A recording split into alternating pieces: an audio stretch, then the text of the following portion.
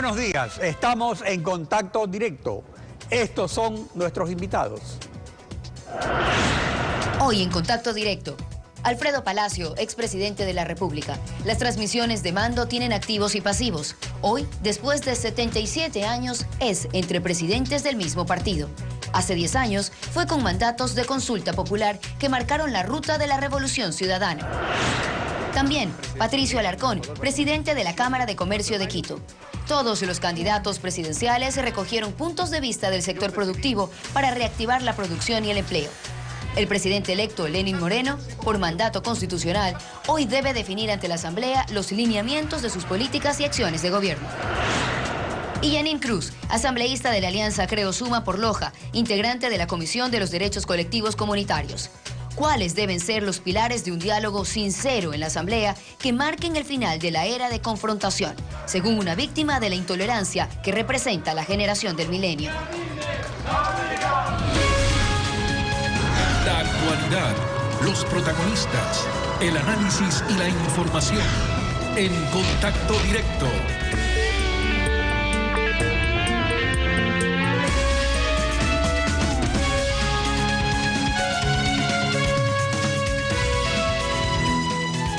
Esta es la primera vez en 10 años que un presidente saliente le entrega el poder a otro.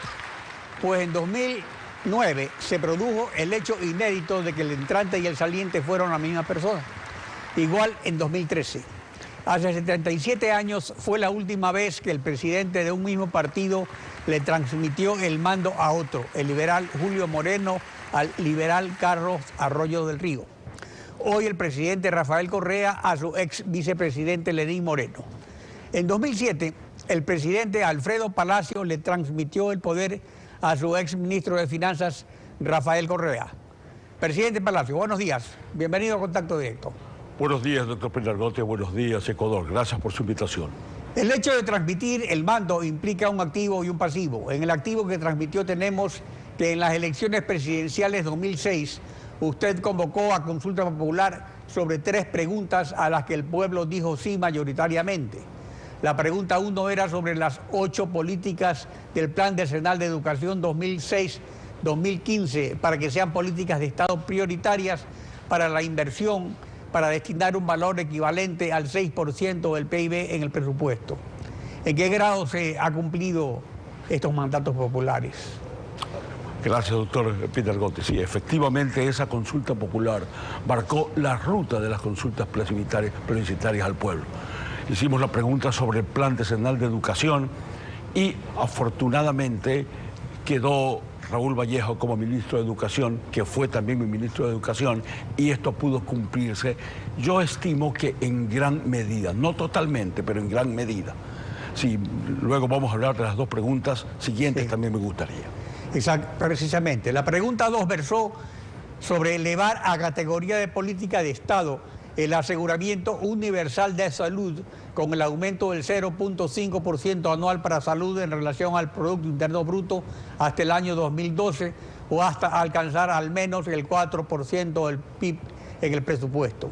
¿Se ha cumplido con este mandato? Este era un mandato que por su profesión de médico, pues usted era el que más énfasis le ponía. Bueno, en realidad, doctor Pinargote, esa fue la única razón que me llevó a mí a participar en política. Y eso me llevó a la presidencia de la República, el aseguramiento universal de salud. Por eso le consultó al pueblo. Pero además de eso, nombré como ministro de Finanzas a quien le dije, vas a ser el tesorero de la salud, que fue el economista Rafael Correa. Y le planteé, yo soy profesor de toda la vida, pizarrón en mano, le planteé cómo debería ser el aseguramiento universal, de manera que él lo conoce perfectamente bien. Eso se ha cumplido en parte. Desgraciadamente, la parte que falta todavía es decisiva. Sin esa parte que no se ha cumplido, estamos en un callejón sin salida. Esa es la razón por la que, en lugar de que todos los médicos tengan trabajo, que todos los ecuatorianos tengan un seguro de salud, vivimos en un callejón sin salida y no se cumple a cabalidad la función de que cada ecuatoriano tenga realmente un seguro. Yo espero que el presidente Moreno estuviese oyendo esto, porque me gustaría mucho conversar con él. No hay otra salida para este país en cuanto a salud que el aseguramiento universal de salud. ¿Y qué es lo que falta según su criterio? Tenía que participar todos los médicos, no solamente un grupo de médicos o un grupo de instituciones. Cada ecuatoriano tiene que tener su seguro, cada ecuatoriano tiene que tener y estar cubierto, aún en la letra chica, de todas las patologías. No es posible haber empezado con todas las patologías, nadie empezó así. Chile empezó con 3 patologías. La primera presidencia de Bachelet, sin embargo, ya tenía 84 patologías. Yo planteé empezar con 10 patologías, eso era nada más que el 2006. Para el 2016 teníamos cubierto todas las patologías y a todos los ecuatorianos, 100%. Lo que hizo el nuevo gobierno fue algo demagógico. Es decir, empezó con todas las patologías, lo cual no era posible porque hay que estudiar patología por patología, y ahora estamos pagando consecuencias. Hay que hacer auditorías sobre auditorías, crear puestos de auditores médicos para que vigilen a los otros médicos, no se pagan a las instituciones y todo realmente es un desbarajuste. Yo hice un estudio con Johns Hopkins University. Johns Hopkins, lo estudiamos por varios años y presentamos ese trabajo y eso le fue entregado al economista Correa. Eso es alguna de las partes que faltan. Parte de medicina preventiva. ¿Cómo se gana el pobre el seguro? No tiene que pagar nada, solo cumplir requisitos de medicina preventiva, lo cual representaba un extraordinario ahorro para las arcas nacionales. El seguro de salud es la única forma de financiar, además de ser un principio de justicia. ¿Y cómo ha afectado a este proyecto la suspensión del pago de la deuda del gobierno al IES respecto a la atención en salud? Y no solo por la deuda anterior, sino para el futuro. Ciertamente, es un círculo vicioso, de donde debería existir un círculo virtuoso, se convirtió en un círculo vicioso. Es consecuencia y causa. Consecuencia de esto es que lo que se pensó hacer es que solamente los afiliados tenían derecho a tratar sus patologías en cualquier clínica y tendrían que venir los consabidos contratos. El problema no era ese. Teníamos 4 tipos de seguros en este país: el IES, ISFA, ISPOL, seguros privados. Esos eran los 4. Creábamos el 5.º, que era el seguro de los pobres, pero todos debían tener absolutamente un seguro. ¿Quiénes cubrían eso? Las instituciones médicas y el último consultorio del doctor en la esquina. Todos tenían que cumplir y ser parte de la red de salud, todos, absolutamente.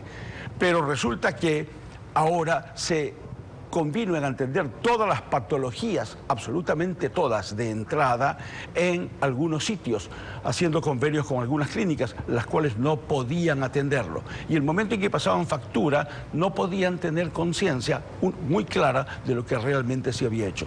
Vinieron las auditorías. Al no poder pagar el IES o el Estado a las clínicas privadas, a las instituciones que habían contratado, sobrevino una inmensa deuda que va a crecer. No hay ninguna posibilidad de que esto mejore. Va a ser peor, a menos que ahora hagamos la reforma de vida.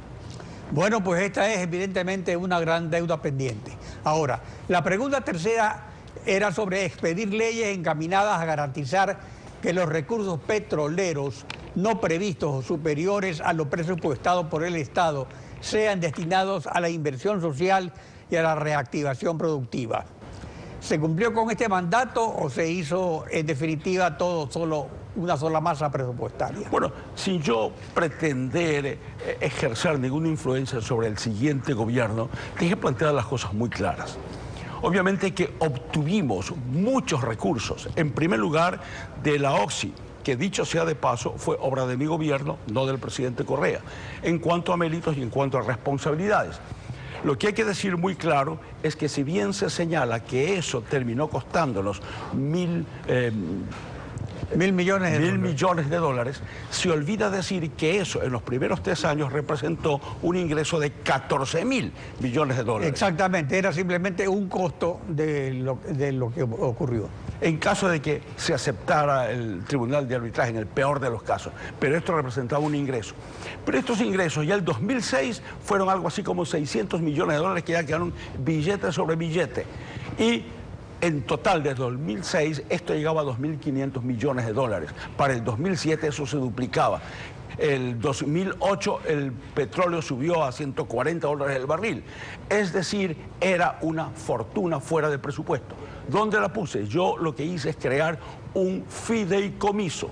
Este fideicomiso lo puse en el Banco Central para que sea utilizada en cumplimiento a lo que había dicho el pueblo en la tercera pregunta, para que sea utilizada solamente en gastos sociales, en investigación científica y en nuevas formas de energía para no seguir dependiendo del petróleo toda la vida. Era investigación de otras formas de energía, además de salud y educación. Desgraciadamente, a los pocos meses, ese fideicomiso desapareció. Yo no permití que eso fuese al presupuesto general, porque se iba a diluir. Para eso era el fideicomiso. Desgraciadamente no ocurrió así. Ahora, cada presidente tiene sus motivaciones, sus objetivos. Es difícil la presidencia, no puedo criticarlo, solo señalo hechos. En 2007 usted le entregó al presidente Correa el pasivo de una reforma política trunca por el bloqueo de la partidocracia. Usted soñaba en refundar el país. El presidente Correa dice que deja un nuevo país, que el pasivo se convirtió en activo. En lo político, ¿qué país nos queda? Bien, yo puedo señalar que yo recibí un país en conflicto, un país pobre, no tenía nada, estaba alambrado, casi todo Quito olía a pólvora, odios. Yo pacifiqué al país. No había Corte Suprema de Justicia, doctor Pinargotti. No había eso, no habían tribunales. El país estaba el Congreso estaba perseguido.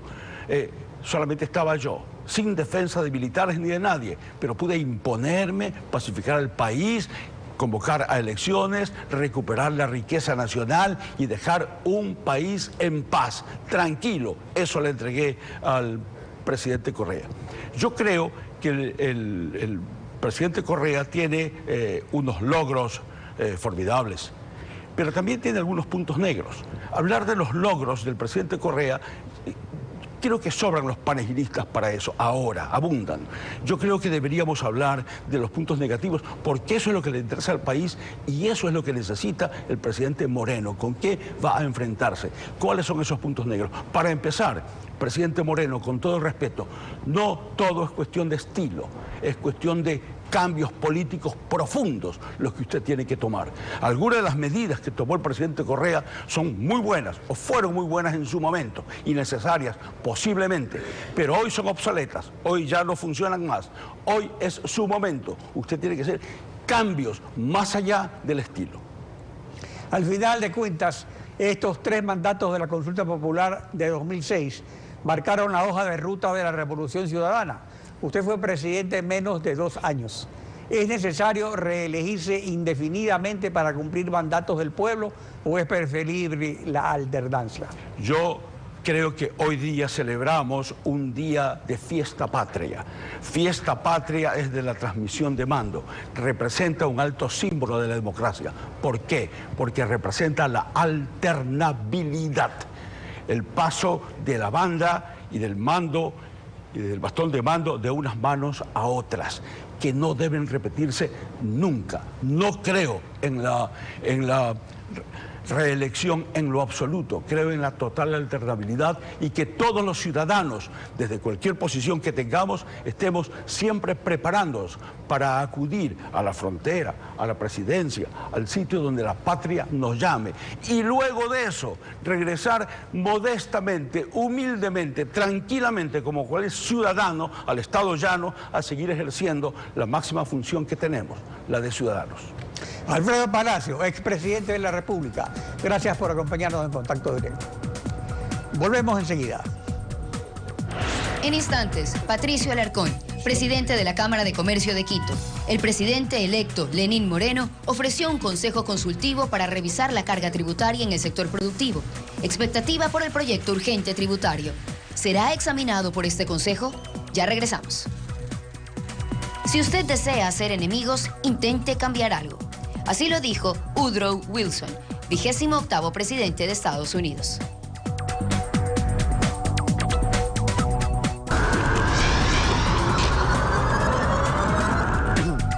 Durante la campaña electoral, Lenín Moreno coincidió con algunos planteamientos del sector productivo a propósito de reactivar la producción y el empleo. Hoy se espera definiciones de acuerdo a lo que ordena para el presidente entrante el artículo 147, numeral 2 de la Constitución. Presentar al momento de su posesión ante la Asamblea Nacional los lineamientos fundamentales de las políticas y acciones que desarrollará durante su ejercicio. Patricio Alarcón, presidente de la Cámara de Comercio de Quito, buenos días, bienvenido a Contacto Directo. Buenos días, Alfredo, un cordial saludo a la audiencia de Ecuavisa. Del déficit fiscal brotan los problemas principales. El presidente saliente optó por mantener el modelo de no ajustar el tamaño del Estado ante la desaparición de los recursos petroleros. El gasto se mantuvo acuciado por la campaña electoral. El año electoral ya terminó y ganó el gobierno. Ahora empieza un periodo de 4 años. Este es un espacio de tiempo suficiente para manejar de otra forma el déficit fiscal. Alfredo, definitivamente es un espacio suficiente. Si existe realmente un cambio en el modelo económico, se pueden solventar los problemas y el país en los próximos 2 años podría retomar la senda de crecimiento. Pero para esto es muy importante trabajar en lo prioritario en este momento. Y en este momento las prioridades son la dolarización, recuperar o redefinir el rol de la empresa privada y también trabajar en el equilibrio fiscal. Y esto solo se logrará si se trabaja en política pública. Se debe cambiar la manera de trabajar en cuanto a la inversión, en cuanto a la industria, en cuanto al comercio y en cuanto a la agroindustria. En cuanto a la inversión, hay que ciertamente traer estabilidad al Ecuador, dar buenos mensajes, hacer cambios puntuales en cuanto al COPSI, trabajar en deducciones, ampliarlas, trabajar en exenciones. Y es muy importante que se facilite la entrada del sector productivo y de la inversión extranjera en sectores ya estratégicos, porque todo se puede cambiar si se trae liquidez al país. Mire, le doy ejemplos. El sector del agua potable es muy apetecida por inversionistas extranjeros. Sin embargo, no se puede controlar el plazo del retorno de la inversión. Otro proyecto interesante sería una línea de interconexión con el Brasil y con Chile, que tienen déficits en cuanto a la provisión eléctrica. Al Ecuador le sobra el recurso hídrico y muchísima inversión podría llegar al Ecuador para hidroeléctricas o energía renovable. Se deben hacer cambios. Pero ahora también tenemos, por otro lado, que el presidente electo ha anunciado la creación de una secretaría para cumplir su principal promesa de campaña electoral, el plan Toda una Vida. El presupuesto de esta secretaría en el plan cuatrianual que debe acompañar a la proforma será la clave para verificar qué tipo de ajuste tendremos, si habrá esa apertura, si habrá un ajuste en el tamaño del Estado. No, mire, yo creo que en este momento no es necesario burocratizar ciertas decisiones que nosotros ya las tenemos claras, que venimos haciéndolas durante los últimos años. En este momento hay que tomar decisiones claves. Le dije, en cuanto a la inversión, reformas en el Código Orgánico Financiero, traer a la banca internacional. El empresario ecuatoriano paga una tasa alta de interés. A cualquier negocio en el mundo le puede interesar invertir en el Ecuador. Cambios en cuanto a la política industrial. Es necesario que se permita que opere una sede en la ciudad de Quito, por darle un ejemplo. Eso va a retraerle competitividad a la empresa.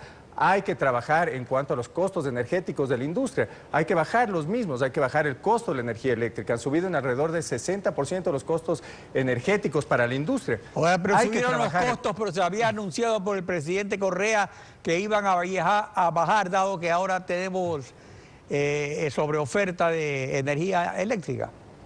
No fue así, Alfredo. En este momento se exporta a nuestros vecinos energía más barata de lo que se le vende al sector productivo.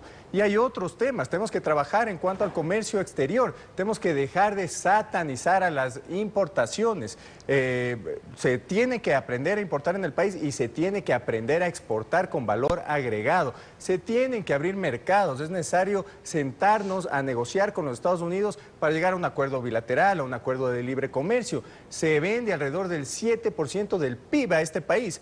Se debe definir una política agroindustrial. El Estado no ha tenido en los últimos 10 años una estrategia de desarrollo productivo. ¿Cómo vamos a encadenar a la industria con el campo? Digamos que la ha tenido, pero sector siempre agroalimentario, dependiendo del Estado. O sea, ha sido, digamos, una estrategia desde el punto de vista estatista, y lo que precisamente se plantea es de que esta estrategia se abra hacia el sector privado, ¿no? Mire, es un cambio en cuanto al chip. Esto hay que cambiarlo, y para esto debemos hacer cambios en materia tributaria, en materia laboral, en materia societaria. Mire, sabemos que se debe eliminar el anticipo al impuesto a la renta. Bueno, respecto justamente a la materia tributaria, el final de las sobretasas arancelarias y la reducción de 2 puntos del IVA que ofrecían todos los candidatos lo había concretado el presidente Correa a partir de junio. Está por verse la decisión en cuanto al anticipo del impuesto a la renta y a la reducción del impuesto a la salida de divisas, que son de la cosecha propia del presidente Lenín Moreno, según ofreció en la campaña. Asambleístas de Alianza País han dicho que esperan un proyecto urgente tributario. El Consejo Consultivo Tributario, presidido por el propio presidente Lenín Moreno, sería una muestra de ir de las palabras a los hechos. ¿Cuándo funcionará? Después de que se envíe el proyecto urgente. ¿Han tenido algún contacto con los sectores productivos? Mire, entiendo que se está creando un consejo consultivo. No sé si es que es la mejor manera de abordar estos problemas. Yo creo que el gabinete entrante, el presidente entrante, tiene que trabajar directamente con los sectores productivos. Cada sector entiende acerca de sus necesidades. No creo que tenemos que discutir acerca de eliminar el anticipo al impuesto a la renta. No creo que tenemos que discutir acerca de eliminar el ISD. Sabemos que va a llegar más dinero al país si se lo hace. Sabemos que se va a mejorar la situación de las empresas. Sabemos que van a vender más. Sabemos que el Estado inclusive podría llegar a recaudar más. Y tal vez no se deben burocratizar estos temas.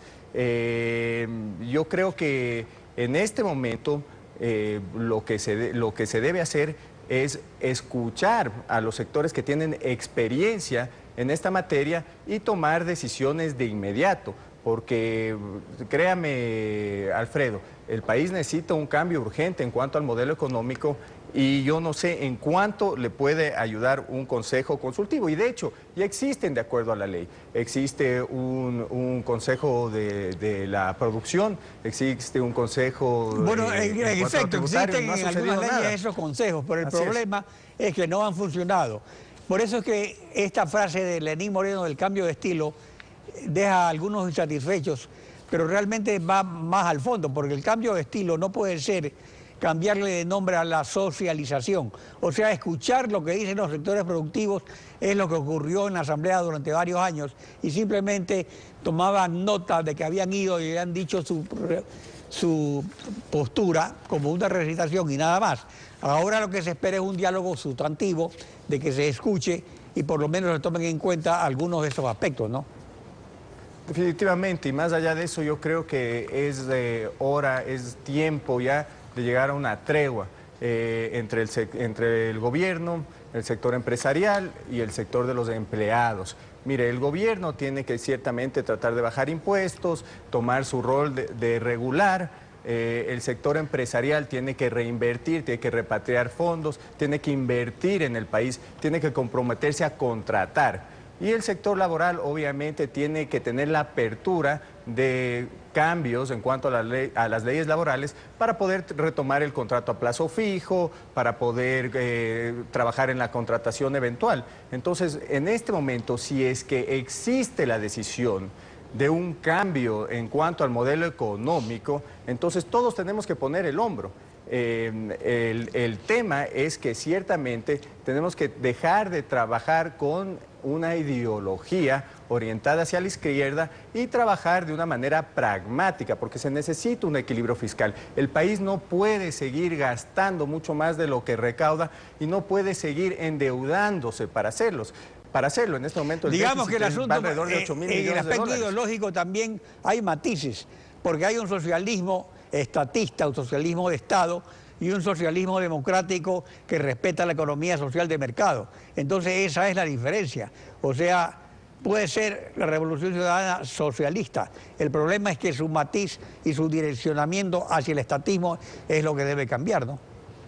Mire, en este momento debemos alejarnos de los ideales del socialismo, de los ideales del capitalismo y trabajar en ordenar las finanzas públicas. Tenemos que tener un plan para endeudarnos, para pasar este hueco, para refinanciar la deuda y para trabajar de una manera responsable y sostenible, porque no se puede seguir gastando más de lo que se genera y no se puede seguir endeudando al país para hacerlo. Patricio Alarcón, presidente de la Cámara de Comercio de Quito, gracias por su participación en Contacto Directo. Ya regresamos. En breve, Janine Cruz, asambleísta de la Alianza Creo Suma por Loja. El diálogo en la asamblea y las señales que se necesitan para que alcance credibilidad. El planteamiento de una víctima de la confrontación. Ya regresamos. En la concepción relativista, dialogar significa colocar la propia fe al mismo nivel que las convicciones de los otros, sin reconocerle por principio más verdad que la que se atribuye a la opinión de los demás. Lo dijo Benedicto XVI, Papa de la Iglesia Católica.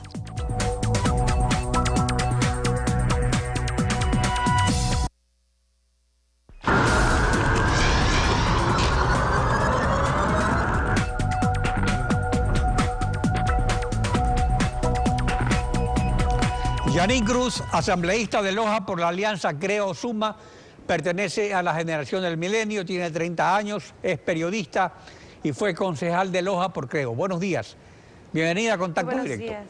Muy buenos días, estimado Alfredo, un abrazo a todo el Ecuador. Usted representa un testimonio de la era de la confrontación.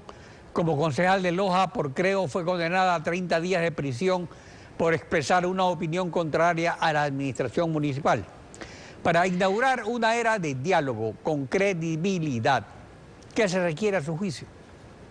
Bueno, estimado Alfredo, quiero iniciar primero rechazando enfáticamente la presencia de Nicolás Maduro en nuestro país. Hoy, 24 de mayo, justamente, que recordamos una fecha importante, no podemos hacerle venia a alguien que lamentablemente va en contra de los derechos de los ciudadanos en su país. Solidaridad con nuestro hermano país de Venezuela. Sentimos el dolor de todas las madres que han perdido a sus hijos en nuestro hermano país Venezuela. Sin embargo, para poder tomar decisiones importantes en esta nueva asamblea y en esta nueva presidencia se necesita tener claramente cuáles son las actitudes de Lenín Moreno, presidente de la República, pero sobre todo para ver si hay la tolerancia del caso para asumir con responsabilidad una asamblea independiente, donde los funcionarios puedan también dar la información para realizar una fiscalización de acuerdo al interés de la mayoría de ciudadanos. Queremos saber si existe por parte de este nuevo gobierno la facilidad para poder fiscalizar a estos 10 años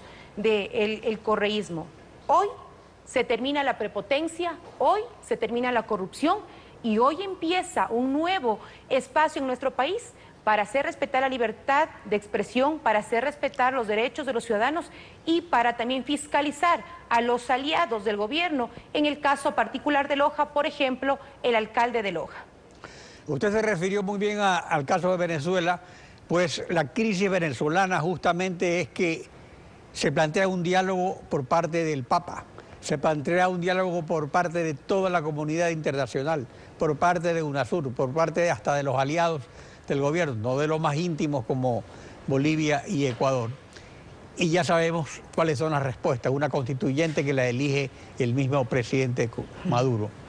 Ahora, ¿qué considera usted que debe haber como señales concretas de Alianza País para que le den credibilidad al diálogo anunciado?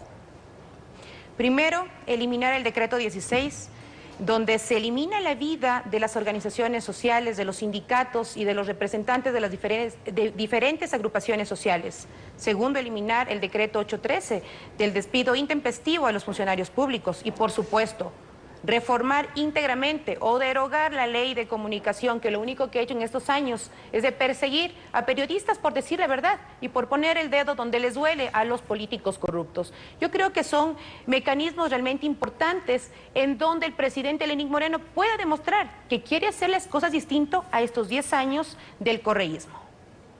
Respecto al combate a la corrupción, el 1 de junio se levanta el sigilo en la justicia brasileña a la lista de Odebrecht, que revelan los nombres de funcionarios públicos corruptos en 12 países que recibieron sobornos de esa compañía en los últimos 10 años.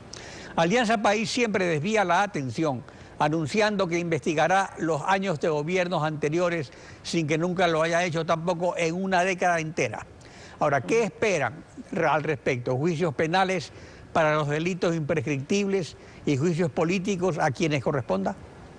Por supuesto, tenemos que marcar la diferencia y en este caso de buscar los responsables del mal manejo económico, y esto que sirva de antecedente para no hacerle la venia a la corrupción, para que no existan funcionarios políticos corruptos. Lamentablemente, si no existe por parte de las autoridades la posibilidad de dar la lista, porque es también un temor que tenemos. Vamos a llamar a una comisión multipartidista en donde se puede exigir claramente los nombres de los implicados y que cumplan a cabalidad, obviamente, con responder a la petición de la mayoría de asambleístas, que queremos saber quiénes son los que están en esta lista, que lamentablemente nuestro país se encuentra en la crítica internacional por ser uno de los países más corruptos.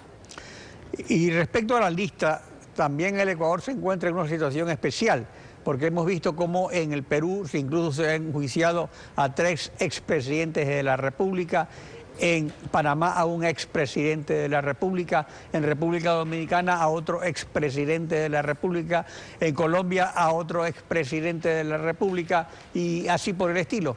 Y solamente en Venezuela y en Ecuador no ha ocurrido nada al respecto acerca del caso Odebrecht. Pero si viene el 1 de junio y existe la lista, ahora resulta que esta lista termina su sigilo en Brasil y va a ser manejada con sigilo por la Fiscalía ecuatoriana. ¿Es eso aceptable para el Congreso, que haya sigilo respecto a una investigación hecha en el extranjero, cuando el sigilo que ordena la ley en el Ecuador es respecto a investigaciones hechas en el Ecuador? Bueno, primero hay que señalar algo. ¿Quién es el fiscal actualmente del país? ¿No fue el asesor particular de Rafael Correa? Entonces, para eso es importante tener autoridades que estén al frente de estas carteras, instituciones, entidades del gobierno que cumplan a cabalidad su función de sancionar justamente a implicados en actos ilegales y de corrupción.